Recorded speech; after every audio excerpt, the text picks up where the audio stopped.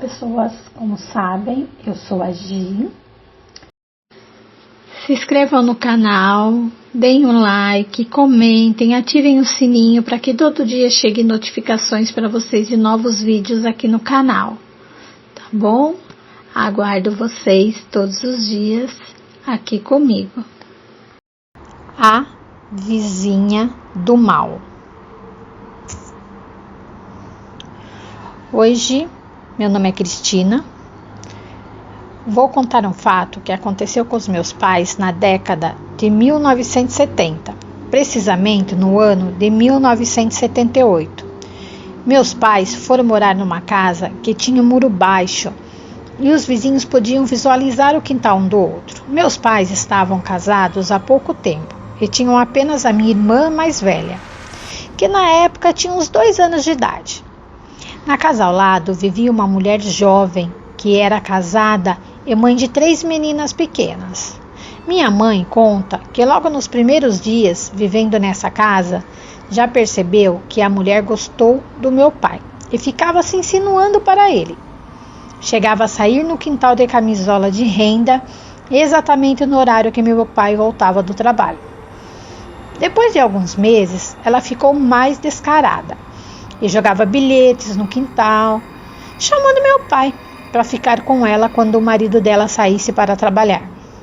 Meu pai, não sabendo mais lidar com essa situação, chegou na mulher e pediu que ela parasse com isso, pois ele amava a minha mãe e jamais faria com que sairia com uma mulher casada. Meu pai sempre contou tudo para minha mãe, mas ela nunca foi arrumar confusão, pois o marido dessa mulher era um homem violento e famoso no bairro por não ser flor que se cheirasse. Então, meus pais tinham muito medo de arrumar brigas com eles.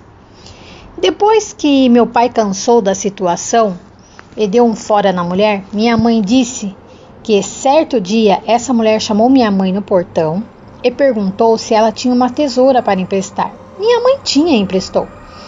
Ela devolveu dias depois a tesoura, suja de terra. Minha mãe achou estranho, mas passou batido. Alguns dias depois, passou um fotógrafo na rua oferecendo para tirar fotos. E minha mãe quis tirar, afinal, naquela época eram poucas pessoas que tinham máquinas fotográficas. E era comum esses homens passarem oferecendo esse serviço. Minha mãe tirou uma foto com meu pai e minha irmã no colo. Dias depois, o fotógrafo entregou a foto revelada e quando esse fotógrafo foi fazer a entrega, a vizinha estava no quintal e viu. Dias depois, minha mãe estava saindo de casa e viu na calçada de casa, que não era cimentada, um pedaço de papel, que estava metade enterrado e metade para fora da terra. Ela ficou curiosa e puxou. Quando ela viu, era a foto que ela havia feito com o fotógrafo. Ela ficou sem entender nada e pegou a foto dali. A partir daí, tudo começou a dar errado na vida dos meus pais. Meu pai começou a perder o cabelo. Minha mãe tinha sangramentos sem explicações. Eles começaram a brigar muito e por pouco não se separaram.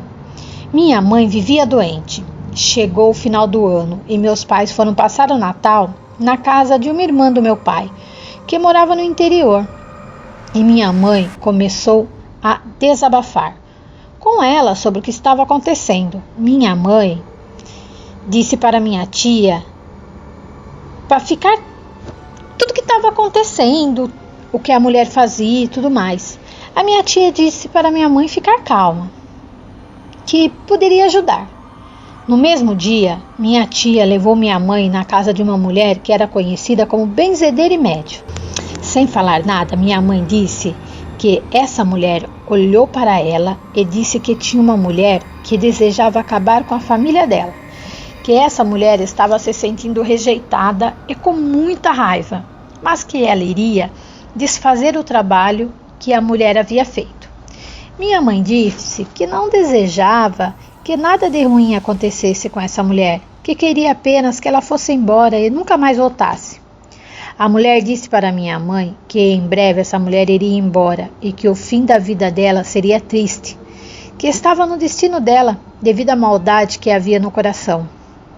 Minha mãe contou que, menos de um mês depois disso, essa mulher simplesmente foi embora da casa e anos depois minha mãe ficou sabendo que o marido dela pegou ela com outro homem e a assassinou. Fico arrepiada quando me lembro dessa história e até hoje minha mãe conta e se arrepia.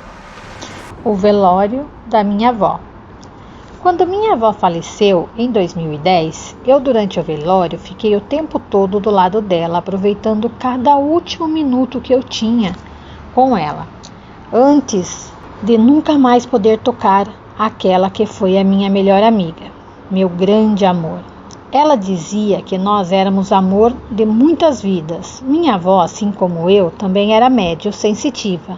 Aliás, todas as mulheres da família derivadas dela são.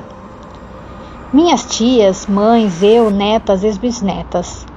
Enfim, todas. Nesse velório tivemos algumas experiências sobrenaturais. Uma incrível que jamais vou esquecer e outras que me deu medo, mas encarei. Como disse, fiquei do lado do caixão o tempo todo, conversando com ela, fazendo carinho, abraçando. E claro que já estou chorando escrevendo esse relato. Coloquei minha mão dentro do vestido dela, em cima do coração e disse: Vó, eu te amo muito. Você sabe disso, não sabe? E de repente senti a pele dela morna e senti o coração dela bater na minha mão. Chamei meu primo, Rodrigo, que também era muito próximo da vovó. E não disse nada do que senti. Só falei: coloca a mão aqui. Quando ele colocou, arregalou o olho e tirou a mão depressa sem entender. Ou seja, foi ela se manifestando, me dizendo que sim. Ela sabia que eu a amava, que ela também me amava. Durante a madrugada toda eu fiquei com ela. E o pessoal do cemitério colocou o ar bem gelado para manter o corpo dela refrigerado. Minha avó nunca gostou muito do frio. E quando a gente está velando alguém, a gente fica meio fora do ar.